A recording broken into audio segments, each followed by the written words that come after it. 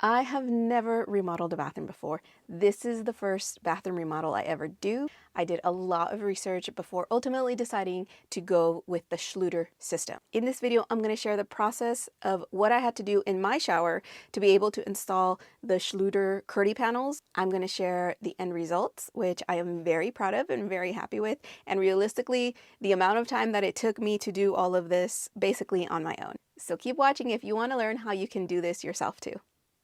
I'm prepping the space before starting the install. I decided to go with the Schluter system for this bathroom remodel because I read so many good things about it. I really like the idea that it was completely waterproof versus water resistant, and from watching tons of YouTube tutorials, it looked to me like the install was pretty straightforward. I wanted this installation to be simple. When I originally cut this drywall during demo, it looked okay, but now it was just kind of looking wonky, so I decided to just tear out this top piece since I had enough Kerdi board to cover this whole wall anyway. I'm gonna be installing 1/2-inch Kerdi board. So for this installation, I need to make sure there are studs every 16 inches on center. There were 2 places in the shower walls where I had to add extra studs, the wall that had a window and the wall with the plumbing. The wall with the plumbing, I actually had to notch out a couple areas to accommodate existing 2x4s that were supporting the plumbing. Adding extra studs would have been easier to do before the tub was installed. I struggled to be able to fit the first stud into place because the tub was in the way. It took a couple tries, but I got it. And then my camera died, so I didn't record the second wall, but I beefed up this middle stud here. I also added extra blocks at the top of each wall in between studs for extra support.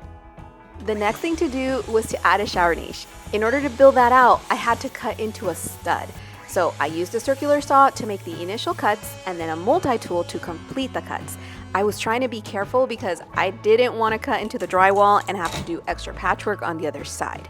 And this is where I mess up. I actually started the process of building the niche, got all the way to the framing out for the box of the niche, even doing the dry fit. And then I realized this may be a load-bearing wall. So what I took it apart and then I reached out to my contractor and architect friends to ask them if my house was gonna come tumbling down. They assured me it was not and gave me guidance on how to build out the shower niche with the proper support. So the proper support looks like this. It's exactly the way you'd build out a window. I measured and cut all my pieces, did a dry fit, and double and triple checked with my friends to make sure I did it right this time. And I got it. Second try was the charm. This is my first time using Kerdi board and I love this material. It's so easy to work with.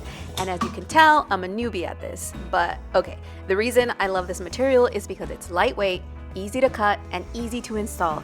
It has grid lines that make it easier to mark and measure so your cuts will be accurate. You don't even need fancy tools. All you need is a sharp utility knife, a marker, and a straight edge to mark the areas where you'll be making cuts. Also, yes, the decision to make these cuts over carpet was probably not the wisest of decisions, but I made sure to place something under the panel to raise it, and then I cut slowly. So no worries, no carpet was harmed in the making of these cuts. Over the next couple of weeks, I continued to work on cutting and attaching the pieces of Kerdi board to the walls. Every day, I did as much as I could, mostly while my kids were at school. I really enjoyed this part of the build and found so much satisfaction with every piece that went onto that shower wall. I kept checking and double checking everything to make sure the walls were plumb. I tried to make my cuts as accurate as possible on the first try. I didn't want to go through the trouble of having to do this again. Honestly, it's probably hard to mess up this part. Kerdi board is very forgiving. If you overcut on accident, you can actually patch it up with a scrap piece of Kerdi board. No biggie. It's kind of like patching up drywall, except this is foam board and you use thinset and a Kerdi membrane instead of drywall mud and tape. I'm telling you, this material is awesome. For the cut around the window, I made a smaller cut first and then made the cut larger. I was trying not to cut too high or too low. I think it's harder to patch a corner versus patching a larger surface area. So being careful paid off and I was able to get an almost perfect fit. The next day I added this last piece of Kerdi board and made sure everything was screwed in tightly.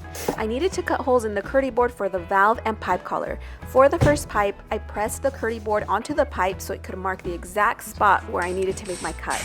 I've watched tons of videos about how to make circle cuts on Kerdi boards, and I was dying to use a hole saw to cut out the holes for the pipes. Unfortunately, I don't have a hole saw that's as large as the valve, so for that I measured before cutting a circle with the utility knife. Again, this material is very forgiving and easy to work with. I just kept cutting until the valve seal fit perfectly. Now it's time to screw the final panel onto the studs. Schluter has special screws and washers you use for their system. You want to make sure the screws go in just below the surface. Like I mentioned before, they need to go into a stud at least every 16 inches on center and every 12 inches vertically. And once that was done, I moved on to repairing the drywall that had been damaged when the plumbers came to install and reset the new tub. We are now ready to move on to the waterproofing. Here's a tip for you. Pre-cut and mark all your Kerdi band pieces a day before you waterproof everything. That's what I did the night before taking on this task. Man, am I glad I did that. It saved me tons of time. Make sure to follow the directions for mixing the offset. There is a specific water ratio and specific instructions on how to mix. Initially, you mix for 5 minutes, you let it sit for 10 minutes, and then mix again for 3 more minutes. From there, the open time or working time is 4 hours. It pretty much took me all 4 hours over 2 days to get the shower completely waterproofed. This was one of those projects that seemed like it was going to be a piece of cake, but actually takes longer than you think. The first day definitely took the longest, and I was able to get most of the walls done. The second day, I came back and finished the seams along the edges and the window. The window alone probably took me about 2 hours. I just wanted to make sure I was completely sealing everything. Make sure you're using Kerdi Fix along the edges where the Kerdi band meets the tub. This was my final piece of Kerdi band, and I was so happy to finally be done. And here's how it turned out. I am so proud of this. So here's the deal. All of this took me about 3 months to do. Now, I want to remind you, I am a mom of 2 young kids. So between the sick days and field trips and everything that life has in between, it probably realistically would have taken me about a month's time to complete everything that I did in this video. Would it have been faster if I would have hired someone to do this for me? Absolutely. But they also would have charged me about $2,000 to $3,000 for all the labor that I did. I only paid for materials, and the materials were about $500. I did pay a plumber to come out and set my tub and take care of all the fixtures, the rough and plumbing, changed out the valves, took out my toilet. That was an additional $2,500. But still, in the end, I ended up saving a lot of money on the labor because I did this myself. I hope you have found this information helpful, and if you have, I would love for you to give me a thumbs up on this video and subscribe for more DIY content. On the next video, I will be sharing how I did this micro cement, the things that I learned, and what I would do differently. So stay tuned for that, and happy DIYing. Bye!